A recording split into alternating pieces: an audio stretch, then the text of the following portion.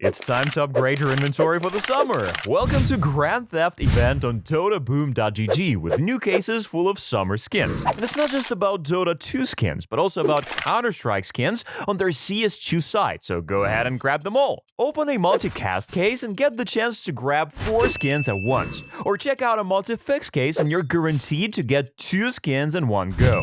Thanks to the reputable Provably Fair system, you can be sure that the result will be 100% fair. And by the way, at the end of the event, the best 20 players will share all these exclusive sets and Arcana items, so pause the video right away, use this promo code, and get a 5% deposit bonus. Moreover, the first 100 new users who register via the link in the description will get 50 cents that will be added to their balance. So click the link in the description, activate the promo code, claim your bonuses, and then come back and continue watching the video. And by the way, this promo code can also be used on the site with Counter-Strike skins, csland.gg. Be sure to check it out. Hey, what's up guys? It's your boy Speed here, and yeah, it's been a minute. I know. I was gone, I was out on vacation with some of my friends, and then I moved home. It's been a long journey, it's been a long few weeks for me, but I'm back, I'm ready to go, and let's talk about the top 5 carries of the patch. On top of that, I'm also going to be covering the top 5 carries of average MMR, and then I'm also going to cover what I think are the top 5 carries for pro games. I decided to split it up because this is something I kind of struggled with in the past, and I'm like, why don't I just make the list for both? I think people actually might be interested in that. So, without further ado, let's hop into it. Top 5 carries of the patch. Let's break it down. All right, we're going to start with the average pub. So anywhere from, 0 MMR to like 8k MMR. These are probably the top 5 carries that I would suggest that you guys play. So first off, at number 5, we have Lifestealer. Lifestealer is a hero that I am a huge fan of ever since people have started to optimize Gore Storm. So if you don't know what Gore Storm is, it's Lifestealer's facet, where basically he can infest an Ancient Creep at level 6. Yeah, pretty crazy because you do get the gold, you get the XP, but honestly, more importantly, which is not what I expected, but more importantly, you get to control an Ancient Creep, right? Basically, when you get certain creeps, I mean, for instance, like the Root Creep is incredible, right? It's like the Satyr looking thingy. It just does so much damage. And on top of that, how Gore Storm works is when you pop out of it, it also deals bonus damage, right? And so basically at level 6, you are one of the fastest tempo heroes in Dota.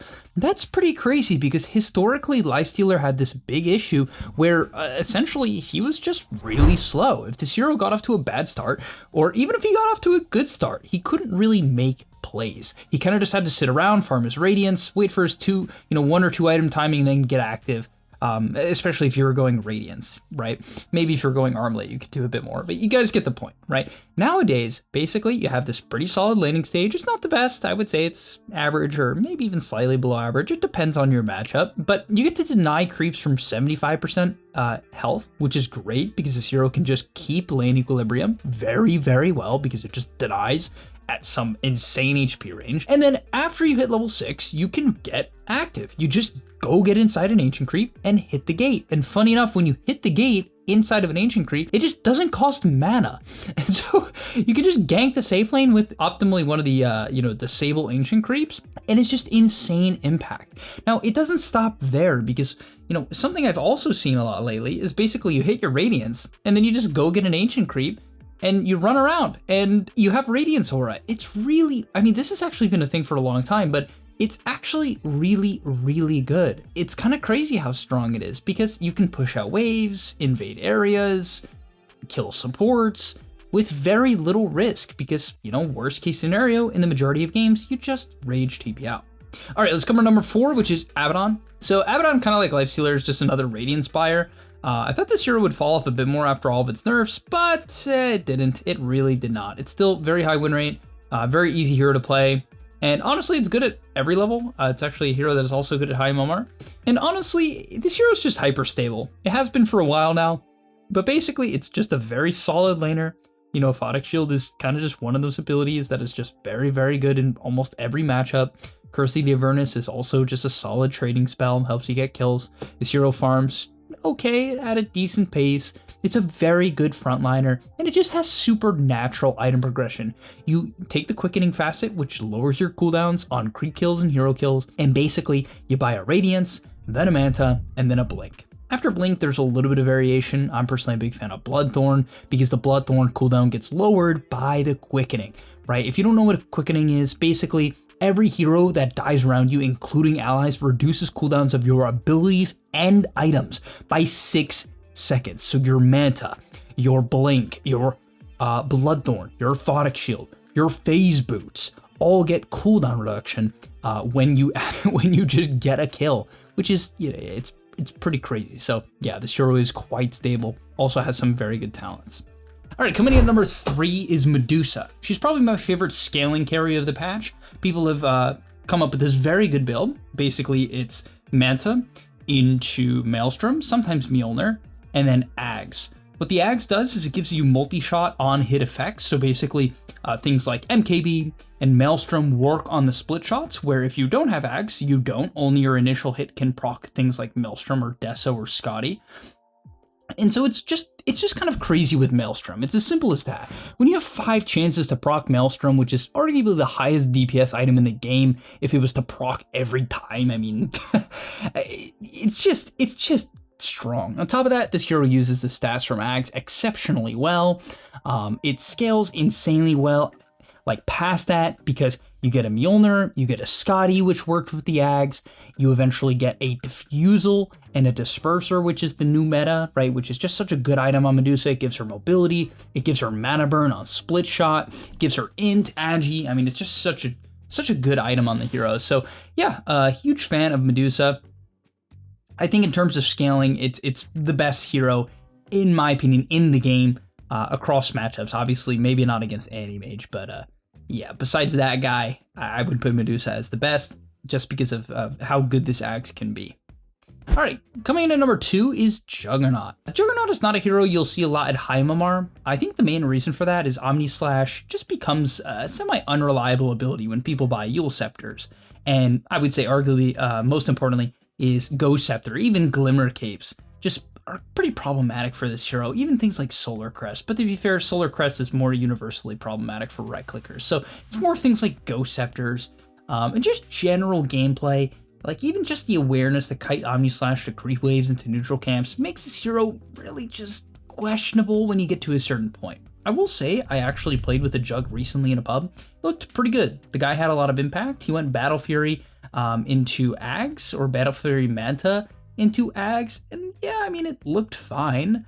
I personally still think that Mjolnir into Ags is the best build. The Battle Fury is nice in the fact that it gives you the mana regen, but honestly, I think compensating with raindrops and clarities is just a better option because, frankly, it's just, I don't know, the attack speed is too damn important in my eyes on Juggernaut.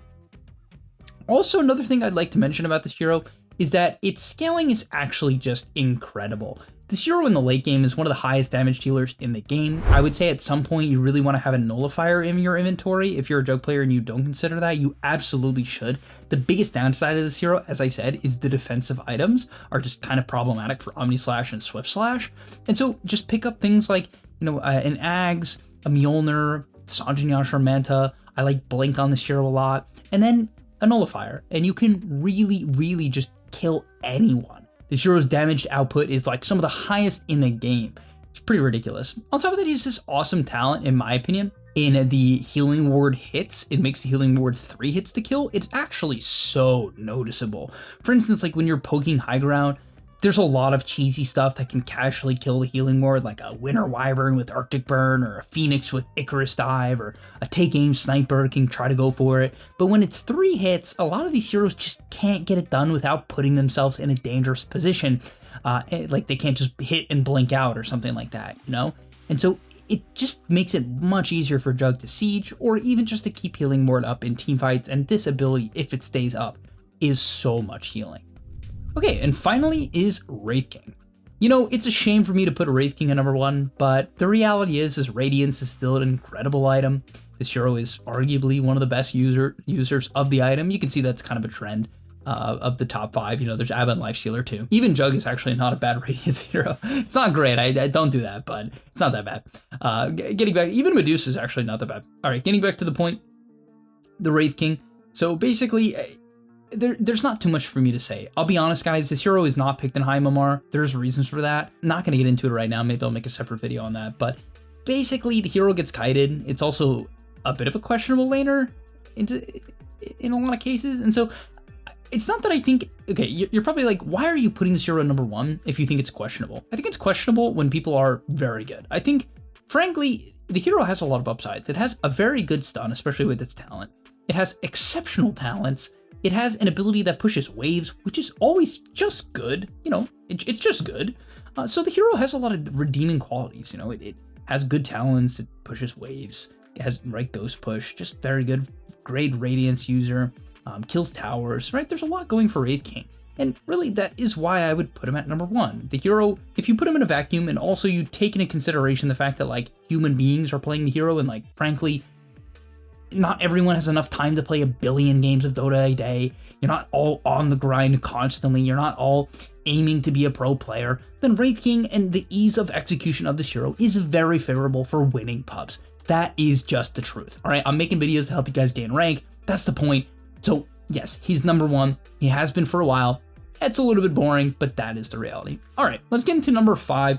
All right, now let's get into the top 5 for the pro games. So coming in at number 5 is Gyrocopter. Now, this is pretty simple for me. I just personally believe that the tempo of Gyrocopter is very good in the pro scene as it allows for other greedy picks. I don't think Gyro is a hero that is going to 1v9 most games, although he can with Divine Rapier. It's actually a comically good combo. I think it is the only real Divine carrier in the game that I actually like. Flat Cannon is just kind of one of those unique abilities where things like Daedalus and Mjolnir just aren't that good, and he isn't Medusa. He can't buy an axe to fix that. And so you just want raw damage. Well, that's what Rapier gives you. And so essentially, this hero can solo carry, but getting back to my point, the reason why I think he's top 5 in my eyes in the pro scene is what he allows you to pick in other roles, right? There's a lot of very greedy, cheesy heroes in Dota. You know, things like Doom Off Lane, Brood. Lycan is a big one for me right now. I think that hero is fantastic. Even things like Shadow Fiend mid, Lina mid are exceptionally greedy. And when you have something like a Gyrocopter in the safe lane, especially with Afterburner facet, this hero can do well in basically any lane and play very fast tempo. It's extremely good coming through the gate. It's good at getting kills in the mid game. It can be a magic damage dealer in the mid game with its ultimate and with Rocket Barrage. It has a stun. You know what I mean? It's just kind of one of those carries or picks that's exceptionally stable. And to me, that can be really valuable in a draft, especially if you're on something like second pick, which maybe doesn't make a lot of sense to you guys. Basically, on 16, 17, you have to give the enemy a lot of info in captain's mode when they go into their 18 and 23 pick. You have to be ready to be hardcore counterpicked. And so something like Gyrocopter is frequently hard to counterpick. You kind of want to have things like Crimson Guard or Blade Mails. And, you know, there are heroes that can do that. But again, if you decide that Gyrocopter doesn't have to 1v9 the game, then it's not that much of a problem. You can just have some other cheesy 24 pick and stuff like that. Okay, getting into number 4, this one's really interesting. And this hero's been on the rise.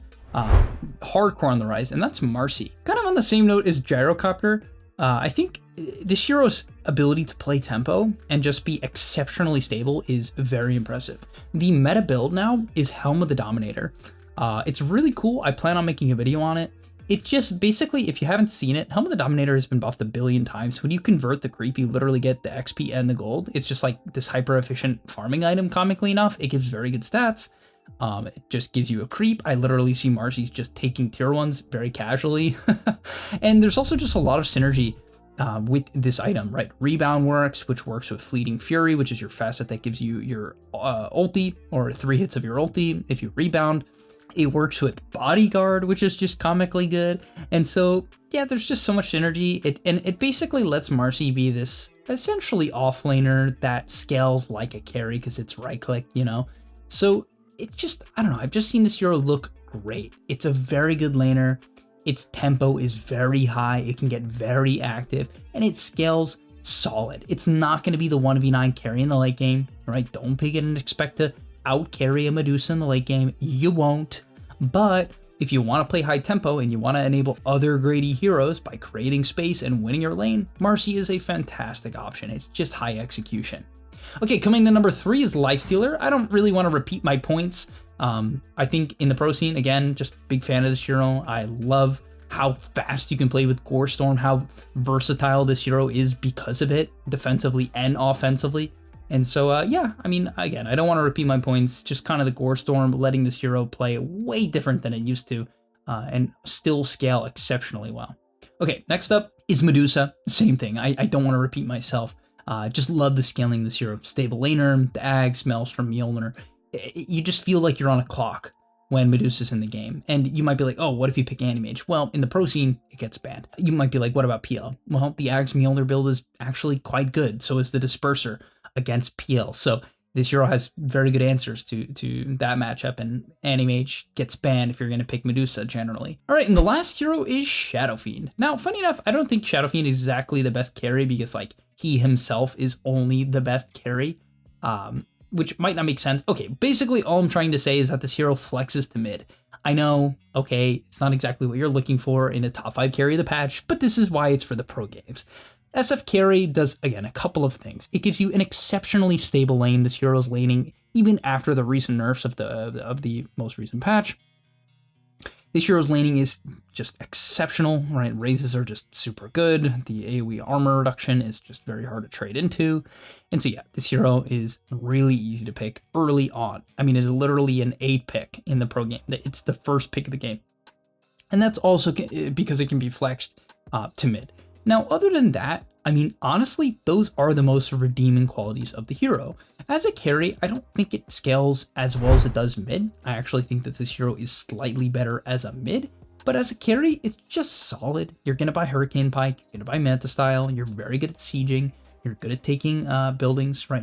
You're pretty good at taking Roche, you're good at taking Tormentor. But other than that, yeah, it's just kind of about the stability of the hero's laning stage. It's very easy to draft around Shadow Fiend. You're going to pick some melee stunning guy. You're going to go in and stun someone, and he's going to raise them, and you're going to win the lane. And then you're going to snowball off of the one lane. And yeah, it's pretty simple. From there on out, the hero just scales well, gets an Aegis, sieges buildings. It's very easy to execute around. Super, super strong. And yeah, it's going to be all. All right, thank you guys so much for watching. Hopefully you enjoyed. I'll see you in the next one, and I'm out. Peace.